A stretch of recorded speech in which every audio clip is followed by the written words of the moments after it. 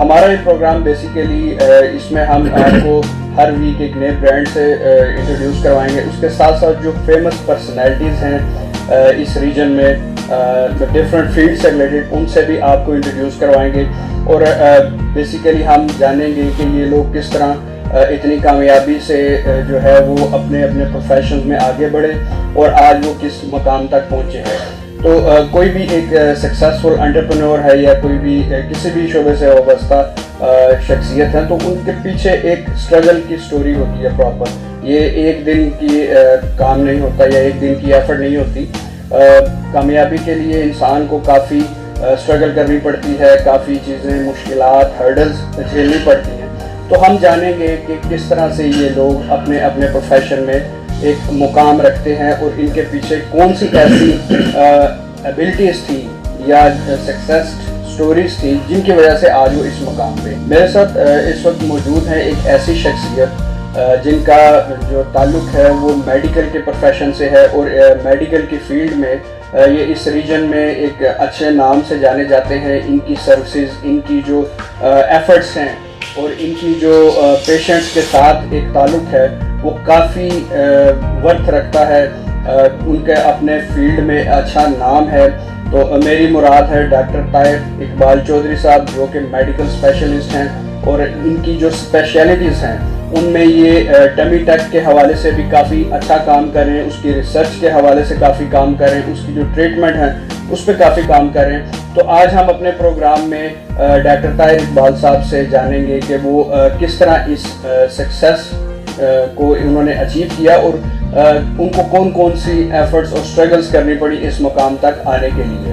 آپ نے پوچھا جیسے کہ یہ میں نے کس طرح کیا ہے, اور دیکھیں دنیا میں جو بھی بندہ جو سوچتا ہے نا کہ میں نے یہ کرنا ہے, اللہ تعالیٰ اس کو ہمت دیتا ہے, وہ کر لیتا ہے. تو اب دیکھیں بندے میڈیکل اسپیشلسٹ تو سارے کرتے ہی رہتے ہیں, عام دیکھیں روٹین میں ہوتا رہتا ہے, لیکن میرا چرچا لوگ کس لیے کرتے ہیں. وجہ اس لیے کہ اس عمر میں بندے کے لیے بڑا مشکل ہو جاتا ہے پڑھنا, پھر امتحان دینا. دیکھیں بڑا امتحان بڑا سخت ہوتا ہے, پرسنٹیج جو ہوتی ہے وہ پاسنگ وہ ریشو بہت کم ہوتی ہے, اور مارکس بھی آپ کو پتہ ہے 65% سے زیادہ لینے پڑتے ہیں. تو میں نے وہ اچھے خاصے نمبر لے کے پاس کیا. میرے خاندان جو صدیوں سے تھا, اس صدیوں سے میں پہلا ہی ڈاکٹر ہوں. بیسیکلی تو دیکھا جائے تو پھر آپ اپنی فیملی میں اس فیلڈ کے پائنیئر ہیں. میں بالکل پہلا ڈاکٹر ہوں.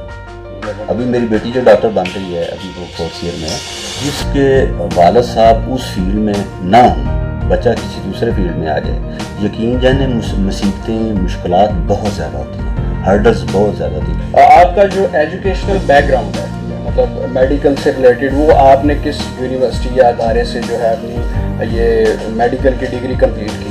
جی میں نے قائد اعظم میڈیکل کالج بہاولپور سے گریجویشن کی, اور اس کے بعد جو سرجری کی لی وہ بھی تعلیم وہیں سے مکمل کی. تو اب دیکھیں میں بائی وہی چلو بات کرنے لگا ہوں. حالانکہ دیکھیں میں تو جنرل سرجن ہوں, ٹمی ٹک سرجن ہوں, لیکن اس کے باوجود بھی میں نے ان سالوں میں 29 فری آئی کیمپ لگوائے, اور ایک پیسہ بھی کبھی کسی سے نہیں لیا, اپنی جیب سے سارا خرچ کیا, حالانکہ وہ میرا تو فیلڈ نہیں تھا. سبحانہ ہاسپٹل بیسیکلی جو ہے اٹ سیلف ایک برانڈ ہے میڈیکل کی فیلڈ میں. تو ڈاکٹر صاحب آپ کی جو اسپیشلٹی ہے ٹمی ٹک کے حوالے سے, یہ ایک بڑی یونیک سی جو ہے چیز ہے اس ریجن میں. اسپیشلی ہمارے بڑے شہروں میں اسلام آباد, کراچی, لاہور میں تو یہ دیکھنے میں آتی ہے, لیکن اس ریجن میں جو بڑی ایک اسپیشل ایک کہہ لیں کہ آپ جو سروس پرووائڈ کر رہے ہیں, تو اس حوالے سے ہمارے ویورز کو بتائیے گا کہ ٹمی ٹک مجھے بھی تھوڑا سا آئیڈیا ہے کہ پیٹ کا جو بڑا ہونا اور لٹکا ہونا اس کے حوالے سے کوئی سرجری ہے. تو اب یہ ہمارے ہاں ہر دوسرے فرد کا یہ مسئلہ, تو آئی تھنک یہ بڑی انٹرسٹنگ چیز ہوگی ہمارے ویورز کے لیے, تو اس کے حوالے سے ذرا جائیں. اب دیکھیں ٹمی ٹک بیسیکلی اس کا مقصد یہ ہوتا ہے کہ مطلب یہ ہوتا ہے کہ آپ نے پیٹ کا آپریشن کر کے چربی فالتو اور سکن فالتو اتارنی ہے, اس کو کہتے ہیں ٹمی ٹک سرجری. ٹھیک ہے, اس کے اور بھی ابڈومینوپلاسٹی ہوگی, لائپیکٹمی ہوگی, لائپوسکشن ہوگی, مطلب ڈفرینٹ پروسیجرز ہوتے ہیں جن سے آپ کرتے ہیں. وہ ہمارے ہاسپٹل میں سارے ہوتے ہیں. ٹھیک ہے, میں بڑے عرصے سے کر رہا ہوں, شکر الحمدللہ بڑی کامیابی سے کر رہا ہوں. تو اس پہ وہ تو ایک ڈاکٹر نے کرنے ہوتے ہیں نا, دیکھو وہ میں کر بھی رہا ہوں شکر الحمدللہ, لیکن میری زیادہ اس وقت کنسرن یہ ہے کہ لوگوں کو کس طرح پتہ چلے, کس طرح وہ بچیں کس طرح موٹاپے سے. میرا نعرہ تو یہ ہے نا, بڑا اور لٹکا ہوا پیٹ 3 گھنٹے میں ہمیشہ کے لیے ختم. میرے پاس جو بھی بندے آتے ہیں سب سے پہلا ان کو کویشچن کیا, ڈاکٹر صاحب واقعی ہو جائے گا؟ میں کہا ہاں جی. कितनी देर में हो जाएगा? मैं कहा 2 से 3 घंटे में हो जाएगा। अच्छा दोबारा तो नहीं होगा? मैं कहता जितने बंदों को मैंने पहले किया उनसे जाके पूछ लो क्या हुआ है दोबारा? नहीं, डेफिनेटली तीनों चीज़ों में मेरा नारा ही है और नहीं होगा।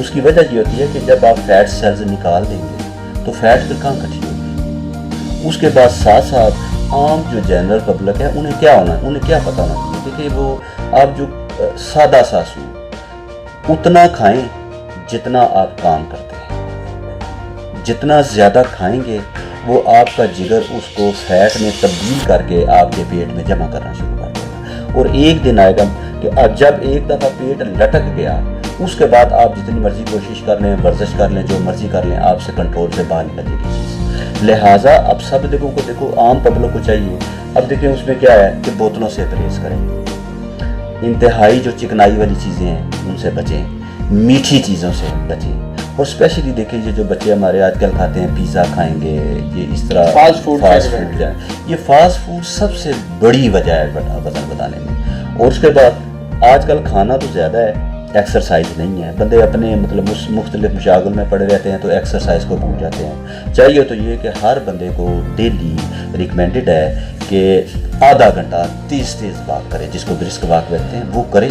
आप देखिए वो करेगा मोटापा होगा ही नहीं, आप एहतियात करेंगे नहीं होगा। अब देखिए कुछ तो होता है ना बीमारियों की वजह से, बीमारियों का तो ज़ाहिर है वो मेडिसिन से इलाज करेंगे, पहले बीमारी ढूंढेंगे कि बीमारी किस वजह से हुआ। जैसे हाइपोथायराइडिज्म हो गया, बंदे का पेट बढ़ेगा। इसी तरह फर्ज कर लेके बंदे को कुशिंग सिंड्रोम हो गया, एड्रीनल कॉर्टेक्स का मसला हो गया, वो तो होना, वो तो डॉक्टर का काम है ना, वो तो बीमारियाँ हैं, वो बीमारियाँ तो डॉक्टर देख लेता है ना। तो मेरे पास भी जब आता है पहले तो मैं यही चीज़ें देखता हूँ कि उस बीमारियों में तो नहीं कोई मसला उसको, अगर वो तो वो उस तरह इलाज कर देते हैं।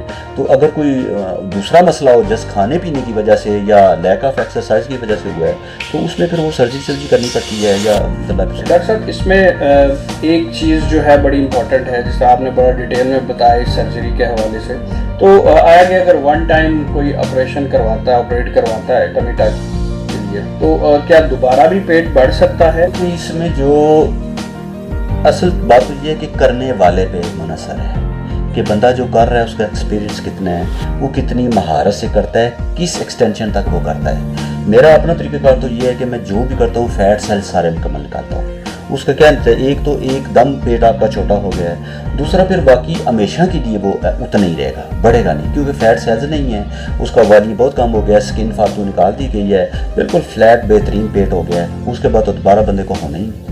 व्यूअर्स इस वक्त ऑल ओवर द वर्ल्ड और स्पेशली अगर हम बात करें चाइना की तो कोरोना वायरस के हवाले से काफ़ी सारे जो मसाइल का शिकार है चाइना, और इवन के अब जो दूसरे कंट्रीज़ हैं उनमें भी ये वायरस आस्ता आस्ता पर्सन टू पर्सन जो है वो स्प्रेड कर रहा है। तो डॉक्टर ताहिर साहब इस वक्त हमारे साथ मौजूद हैं, ये मेडिकल स्पेशलिस्ट हैं। डॉक्टर साहब कोरोना वायरस इस वक्त आपकी नज़र से भी ये गुजरी है चीज़ ऑल ओवर द वर्ल्ड और स्पेशली चाइना में ये वायरस बड़ी तेज़ी से स्प्रेड कर रहा है पर्सन टू पर्सन।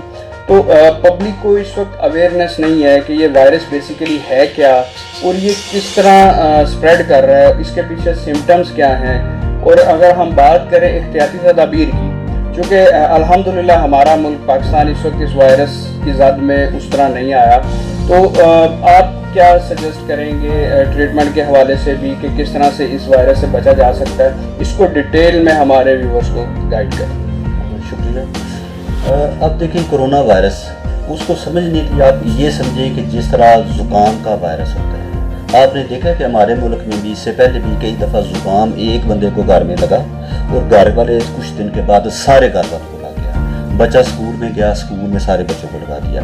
तो वायरस हमेशा एक से दूसरे बंदे को लगता है। तो ये इसका जो फैलने का तरीका है तो ज़्यादा यही होता है कि माउथ टू माउथ और या सांस के जरिए फैलती है बंदे को। जिस तरह ज़ुकाम के आप एहतियात करते हैं इसकी भी करें। और जहाँ तक इलाज का ताल्लुक है, इलाज देखिए अभी नया वायरस है, वायरस इसको कहते हैं जो अल्लाह ने सबसे छोटी मखलूक पैदा की हुई है ना, जरासीमों में से सबसे छोटा वायरस होता है। उसके बाद देखें दूसरे जरासीम में बैक्टीरिया आ गया, फंगस आ गया, प्रोटोजोआ आ गया, नाम सुने आपने जरासीम का, लेकिन ये सबसे छोटे से छोटा जो जरासीम दुनिया में बनाया है उसको वायरस है। तो इसको कोरोना इसलिए कहते हैं कि इसके गोल सा रिंग होता है, अगर उसकी शक्ल देखें तो ऊपर ऐसे ऐसे चीज़ें लगी होंगी जो सर पे रखें तो पता चलेगा क्रोन पहन रखा है, इस तरह क्रोन शक्ल है, इसलिए कोरोना उसका नाम रखा गया है। तो अब वैक्सीन भी ज़रा उसकी बनेगी, ट्रीटमेंट अभी डेवलप होगा, ये नहीं कि अभी हो चुका है। अभी तक जिस तरह हम जुकाम के लिए सारी तदाबीर करते हैं कि बंदे को कहेंगे जी पानी ज़्यादा पिए, ठंडक से बचें, इसी तरह आप अपनी ज़रा ग़िज़ा को बेहतर बनाएं ताकि आपके अंदर ताकत पैदा हो उसके साथ लड़ने की।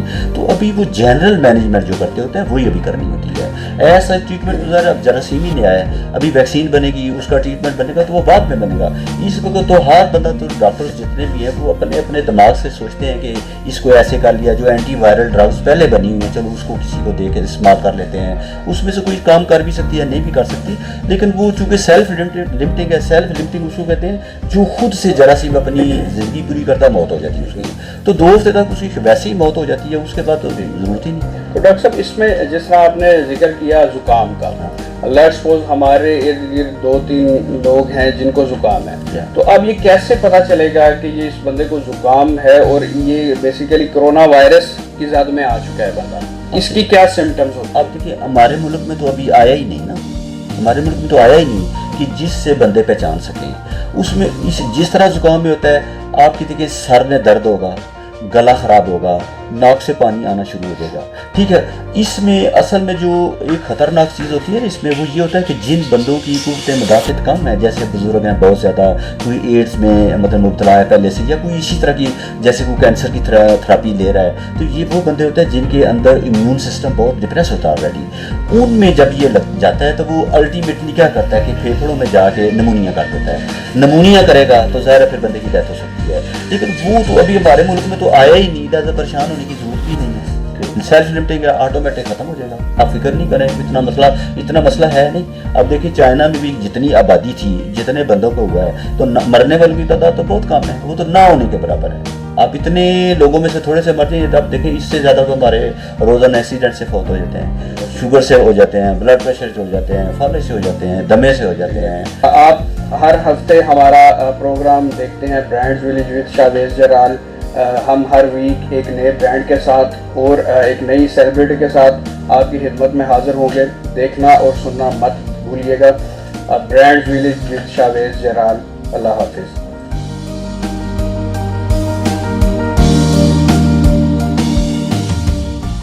मज़ीद खबरों और अपडेट्स के लिए विजिट कीजिए skynews.com.pk।